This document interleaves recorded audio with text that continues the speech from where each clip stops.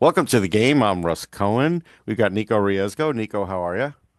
Russ Cohen, my man. And Michael Jello. Mike, how are you? It's a good day because the Toronto Blue Jays didn't win the World Series. Okay. I mean, you can't go the rest of the year with that. I mean, Oh no, I did that, but I'll start out with that and then we can move that's on. fine. But So we'll start with the New York Mets because they made some news. They trade Brandon Nimmo for Marcus Semien, and um, it's it's a weird trade because like nobody trades a guy who comes off his best statistical year for a guy that's a Gold Glove second baseman, which they didn't even need a second baseman, just to get out of a couple of years of term. And that's the problem that I have with the deal is okay, if you want to tell me Semion's still a Gold Glover, fine. And he'll do fine with Lindor, but it's not like McNeil is a bad second baseman. So you had that, or you had Jet Williams, who's going to come up and eventually play second base. So you didn't have that need. Um, but Stearns had this need to break up some of the team, so he figured he'd take out the most popular guy. But Nico, what Stearns didn't realize is this is going to affect attendance because Nimmo had a ton of fans, and just because Juan Soto plays for the Mets, he's not beloved yet by the fan base. Some like him, some don't. They're split on him. And this is going to hurt them at the turnstile. It doesn't matter who else they pick up. Like I don't think he realized that. But what's your take? My take is this is kind of the same situation as the polar bear. The Mets have a few players that they have drafted, that they have cultivated, and they have developed. Nemo's probably number one on the list compared to the polar bear, outside the polar bear. Yeah, outside of Uh, it, yeah. and when you look at his development, he has been getting better and better and better and better. Uh, so it's a move. It's a terrible move. It kind of is a foreshadow of what's going to happen to the polar bear. It looks like the Mets are just going to go strictly business and not really have any concern about the fans, the players, or any of the culture of the game itself. Yeah, Mike, it's a weird thing. Like Met fans are used to having no lifetime Mets. Like David Wright, luckily, was able to do that simply because he had an injury, not because hmm they kept him around. Um, Now Nimmo wasn't going to play center field. He didn't play center field all year. He was going to play the outfield, but Stearns didn't love the way he played the outfield. Okay, fine, whatever. But they didn't pick up an outfielder. Maybe they'll pick up uh, Tucker or maybe Bellinger if the Yankees don't sign Bellinger. But the point is that he says he still wants to sign Edwin Diaz and Pete Alonso. I'm not sure I believe him, but then hmm he did do something weird. He did say he spoke to Jeff McNeil and said he loved the fact that McNeil really can play any position, and uh, and McNeil like is safe. And so like I believe him on McNeil because he has this obsession about defense, which again, sometimes the best defense is to have better pitching, but I digress. And then the other part is okay, so now Pete and Diaz, what is going to happen with them? He says he wants them, but I don't necessarily believe him. But my point is, if you let Diaz go to the Dodgers, everybody might as well just fold up the tent. Like the Dodgers are going to win the World Series again. So what's your take? I wouldn't believe Stearns as far as I could throw him. I Yeah, mean, honestly, um, you know, it, we know that the Soto signing was not him; it was his right, owner. right. So now, and we know how they approached the rest of building the team last year. He operated like he was a budget team like the Milwaukee Brewers, and instead of going out and getting starting pitching, he goes out and signs a reliever and Clay Holmes and makes him into a starter and signs a bunch of budget guys. And how did that taste? How did that turn out? This trade doesn't make any sense for a couple reasons. One, Simeon is declining. He's 35 years old. Offensively, yeah, for sure. Offensively, yeah, he won a Gold Glove. He was third in the MVP a couple times. He's been a good player. There's no doubting that. He's won a World Series, but he's 3 years older than Nimmo, and you're talking about an off season right now where outfielders are at a premium. I mean, Yeah. you said that a couple. I mean, the whole justification, and we'll talk about the Trent Grisham thing, but the whole justification of the Yankees uh, qualifying Trent Grisham was because the outfield class in free agency sucks. I mean, it's not very deep. It's Tucker and Bellinger, and that's about it. So, I mean, Yeah, I trading think an outfield, maybe this is a reason he's keeping McNeil around too, because McNeil can play a pretty good left field. He's right, actually good out there.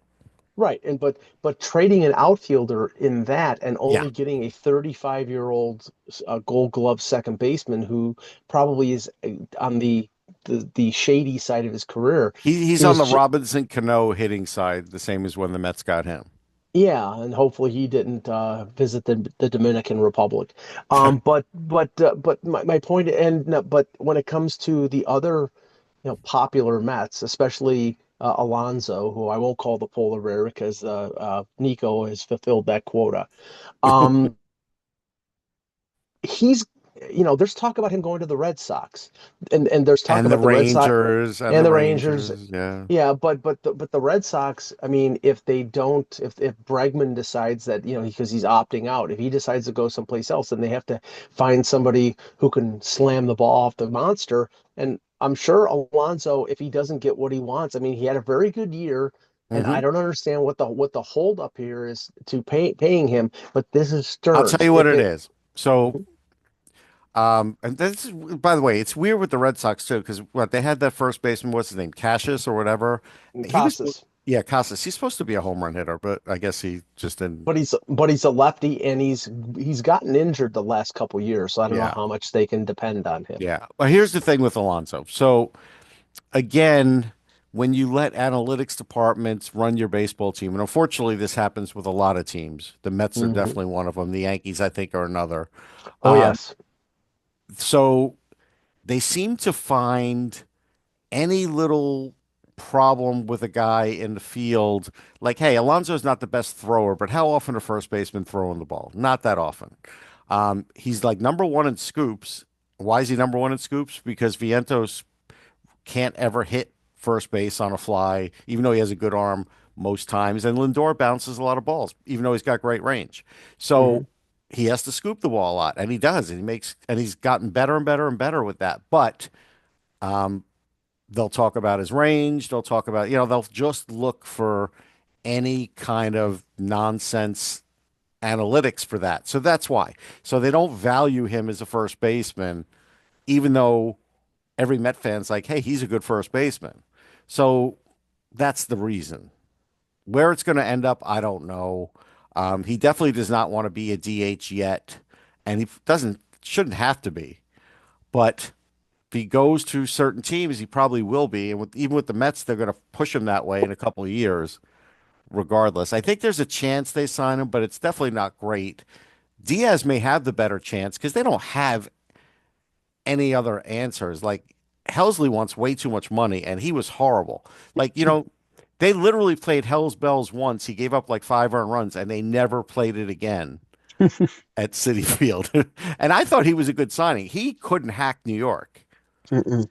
So that was just one of those things where the guy has great stuff, but at the end, they literally didn't have him throwing his best pitch because he couldn't get it over the plate. That's how bad it got for him in New York. So he's just the guy that couldn't hack New York. So I Yeah, think, like Ed Whitson and Devin Williams. yeah, I think they have to sign him. And Devin Williams is rumored for the Mets too.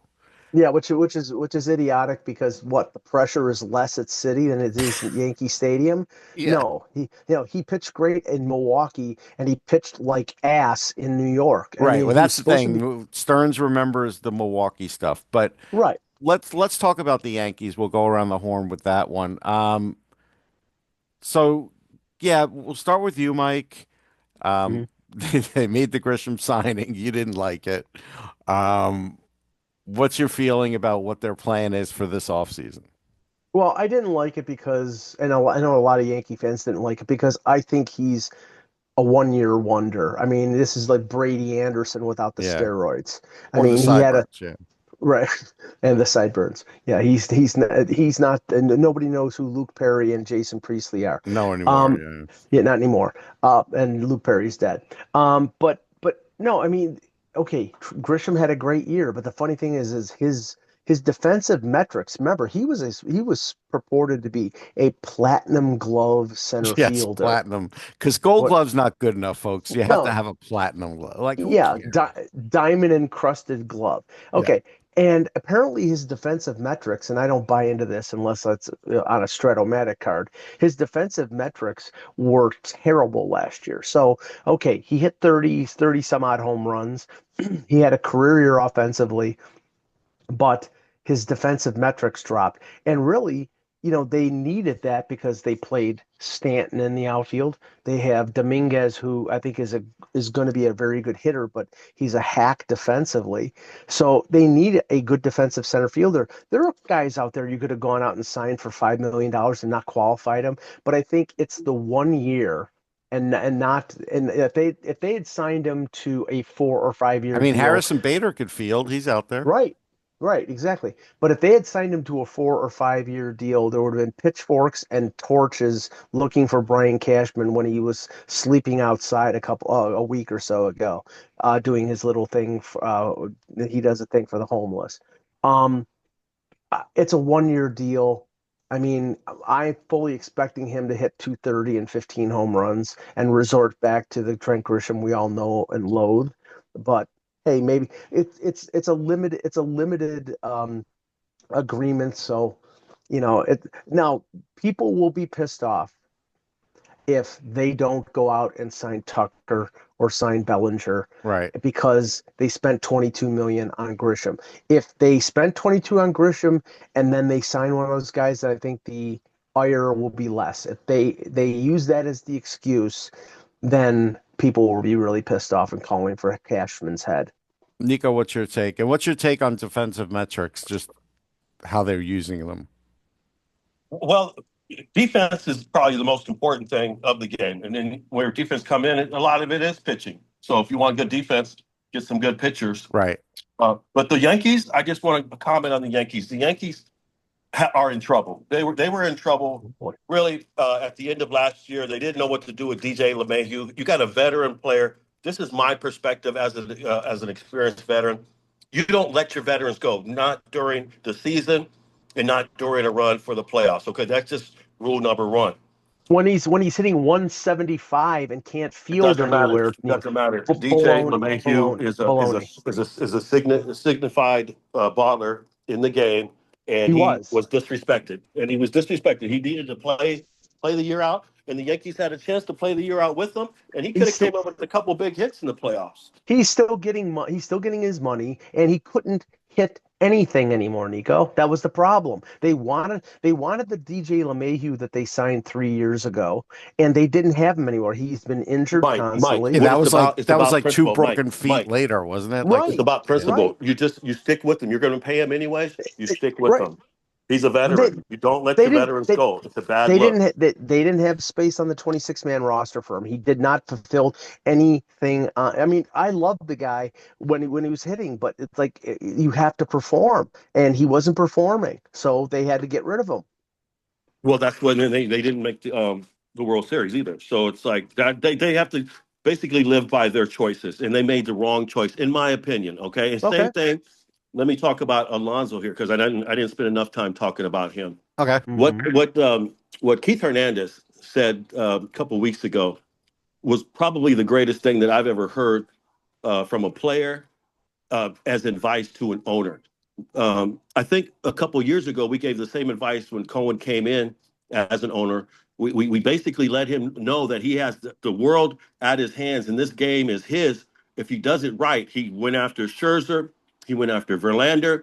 You go after the best of the best free agents that you could possibly get, and then you stay with them. And yeah, they were crumbling mid-season, but you see what happened at late season. They made a run, and they just didn't have enough because they had given away all their pieces.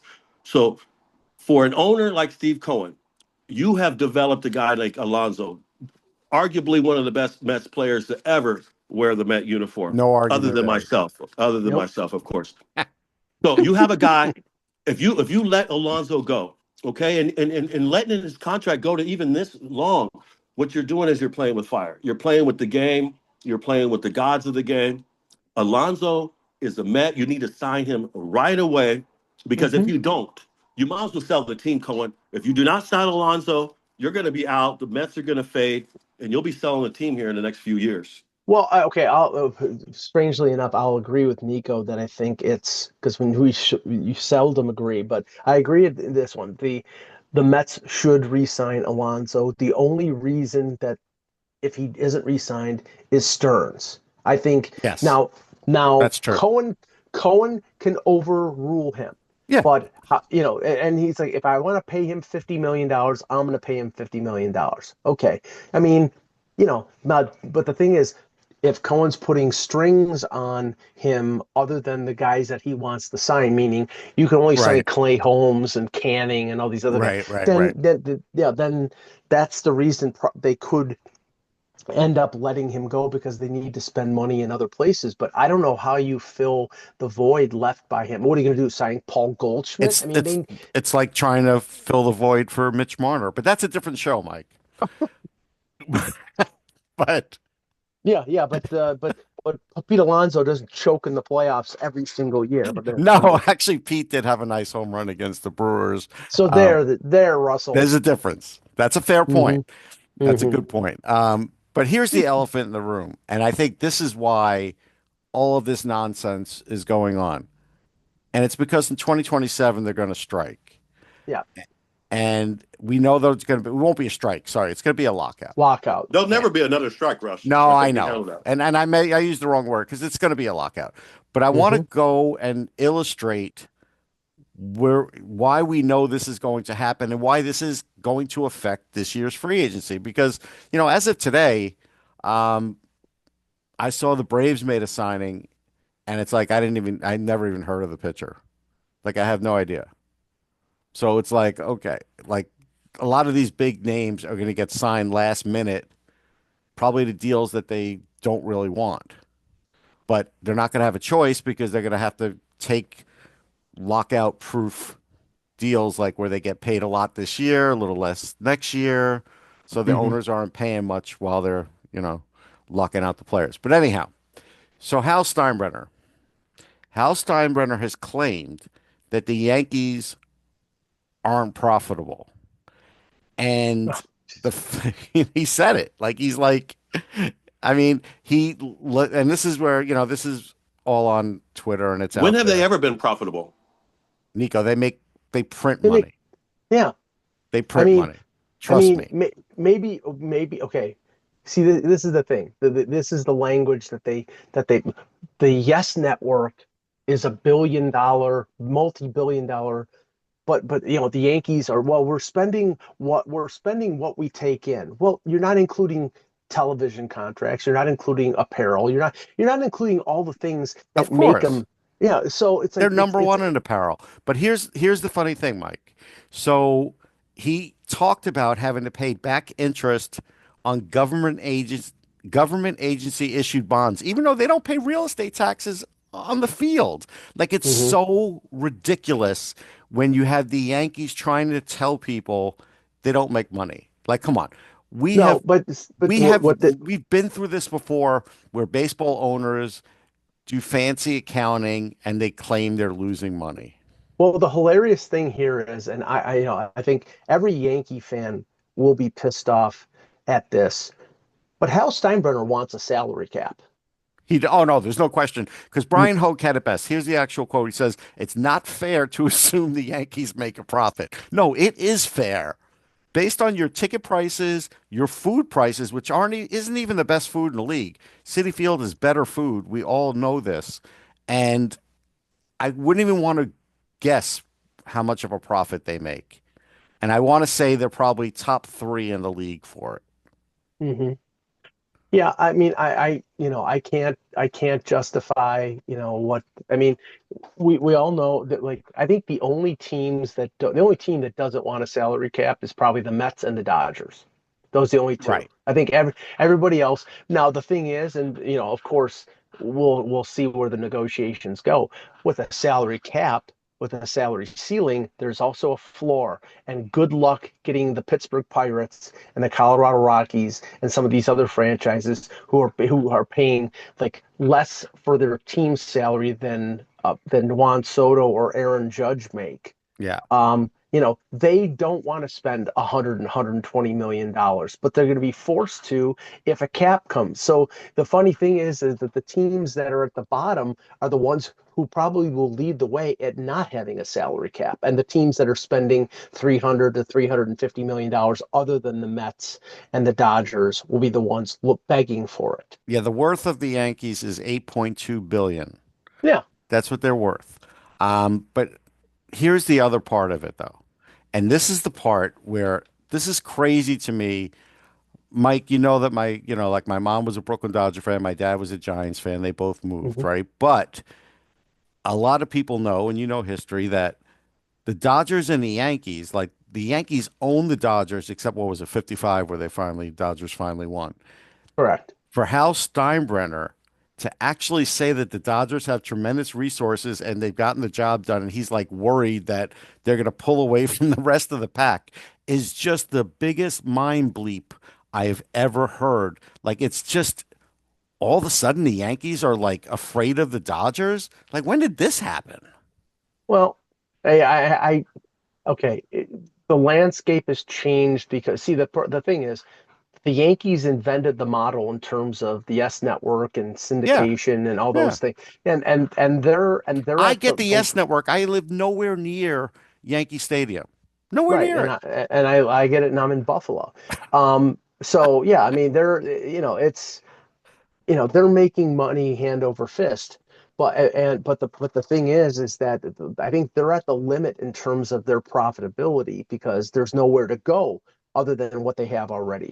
Now unless they're going to sell more games to Amazon or Apple or whatever, but that has to be divided amongst all the teams unless the Yankees make their own deal with the one. And we know that they possibly could do that, but we know that the Dodgers are they're a bottomless pit of money because of the regional contract that they got, the regional cable contract that they got in Southern California.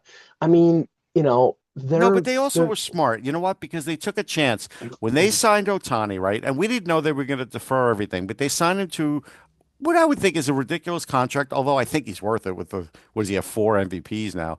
Yeah, But they signed him to that contract and they made the money back in 1 year. 1 year. That's all it right. took on merchandise and everything else that they're doing with him in Japan and otherwise. So, like, good for them. Yeah, no, hey, they've created a business model.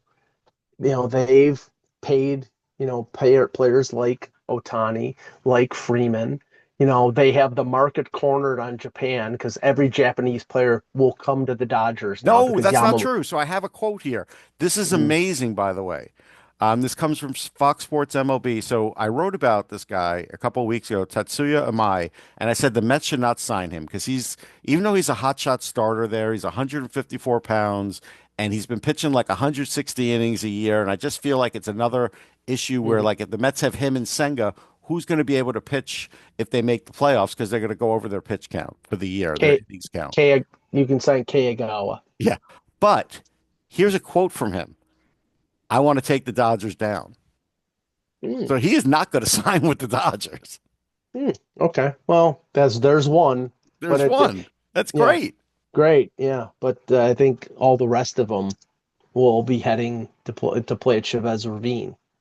Well, Senga's still a Met, but he's had some injury problems. All right. So Nico, what is your feeling about the impending lockout? Okay. Thanks for those thoughts, Nico. Um, Mike, also Don Mattingly doesn't have a team right now. Why wouldn't the E- Yankees hire him back? He seems to be open to it. for one reason. Every Yankee fan hates Aaron Boone right now. And what do you think will happen as soon as they hire Don Mattingly? They go into a 3-game slump. It's fire Boone and hire Mattingly. Yeah, no, A- that's fair. a- That will And happen. You're right. And on top of that, I mean, the reason Boone has job security in New York is because he follows, they always say, well, he can make decisions on his own. He doesn't have to follow the analytics, but he never does. He never rocks the boat because it's job security. If he went away from what the numbers said, he better be right because if he's wrong, he's going to pay with his job. And When is that's the you Boone era going to be over? Is this his last year, you think? Do you think Boone and Cashman are tied at the hip or no? I think they're tied at the hip, but I don't think that they're like going over a barrel of Niagara Falls. I mean, I think I can't like right now I Does anybody cannot still do that? Does anybody go over a barrel in Niagara Falls anymore? Do we ever hear about that anymore? Peyton Manning and Josh Allen did it in some video. But no, I mean right now like I can't conceive. I mean they lose to the Blue Jays this year, and everybody was calling for Boone's head. And 2 days later, Hal Steinbrenner basically comes out and says, "Well, we're not firing him." And as long it's like they've got him under contract. Yeah. Cashman's been general manager for 25 years. I don't see anything changing.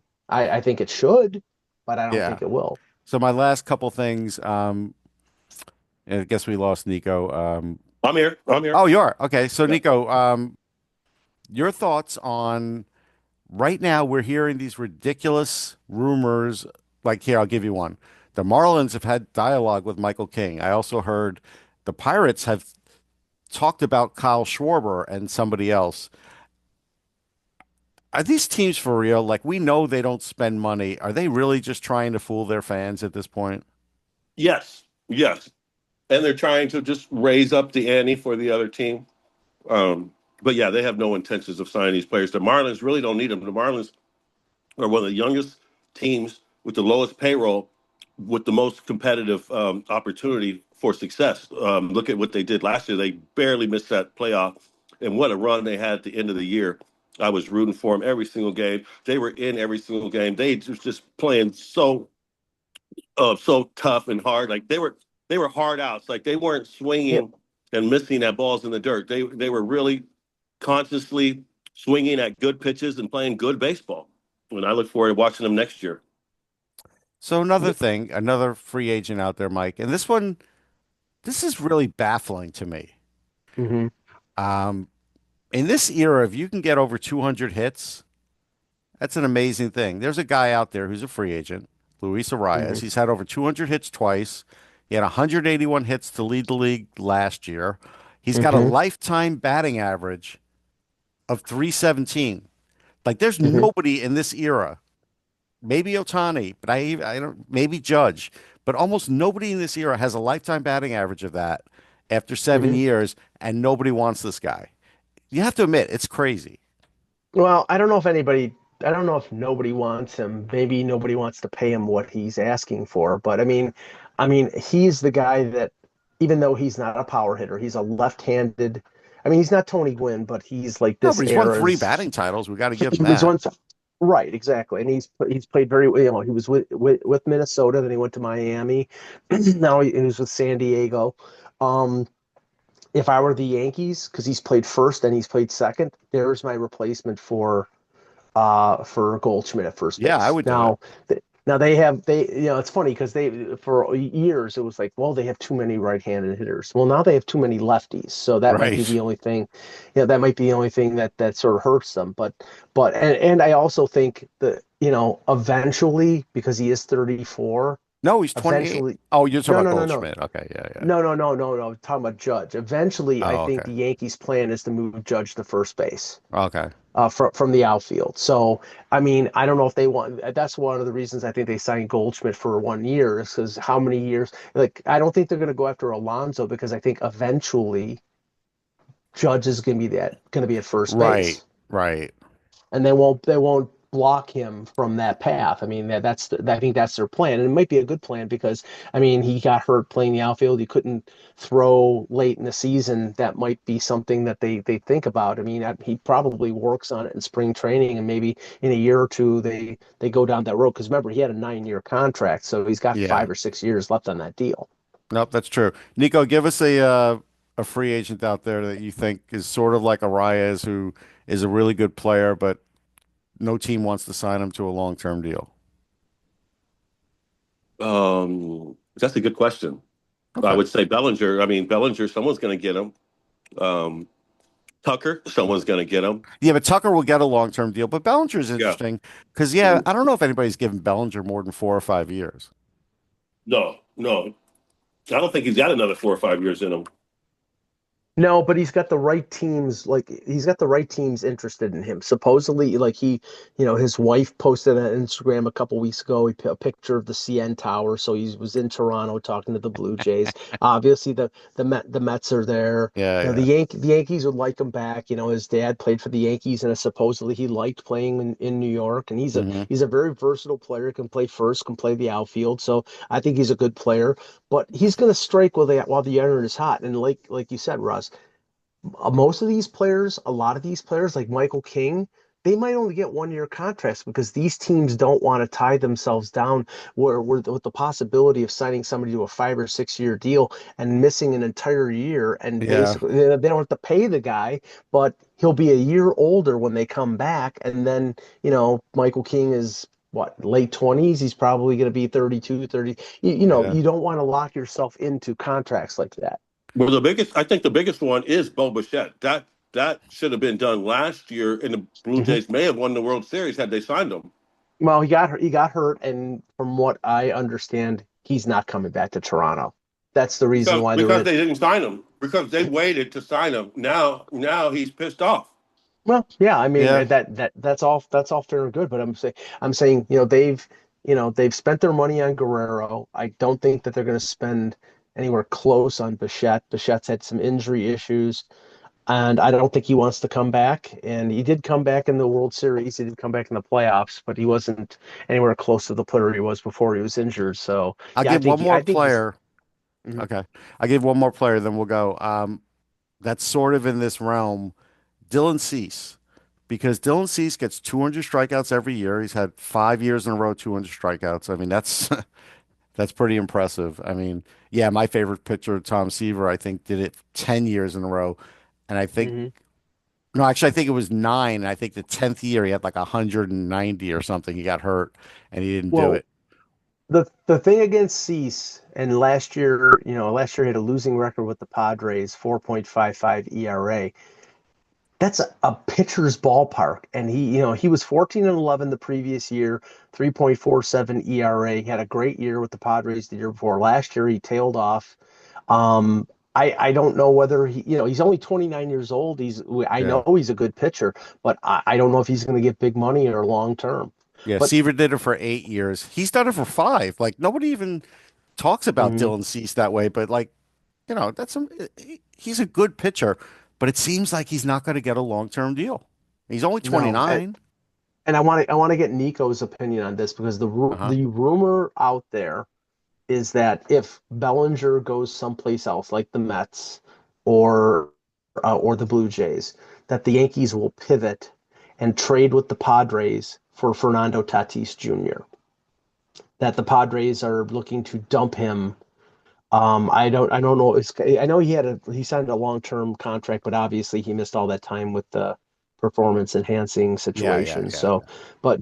but I mean, I don't know what's better, whether signing Bellinger or trading for Tatis is better.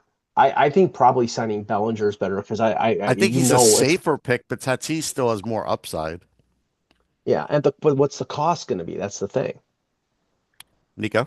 I wouldn't worry about it. I'd keep Bellinger. Bellinger proved himself as a Yankee, and I would definitely re-sign him. Well, I think they want to re-sign him, but if he gets offered something more someplace else or more term, that might not be an option. I think they're going to say, well, we want you back. We'll sign you for 5 years at 35 Someone's going to million. And outbid the Yankees. You think? yeah, that happens all the Not time. for Bellinger. Well, See, okay, the Mets should trade for Tatis Jr. because the Met fans and me included liked when Tatis was playing for the Mets. Like when he made his comeback, he was pretty good. He was like a good guy off the bench. He wasn't that 30 homer guy anymore, but like, right. like in 2008, he had 11 homers, 47 RBIs. That's pretty good. The San Francisco Giants outbid the Yankees for Aaron Judge, and Aaron Judge decided to stay. Yeah. So they can be outbid. They have been outbid. Well, That's didn't It's Aaron Bernie not. Judge. didn't the Red Sox offer Bernie Williams more in a hotel and he still stayed with the He Yankees? stayed with the Yankees. But Yeah, he did get yeah. I offered mean, more. Yeah. he did get offered more. Yes. Yeah. I mean, it happens. It happens. All right. So, Nico, got anything to plug? Yeah, today's game brought to you by U-Haul. U-Haul, we supply. All right. That's it. We'll catch everybody next time. My man.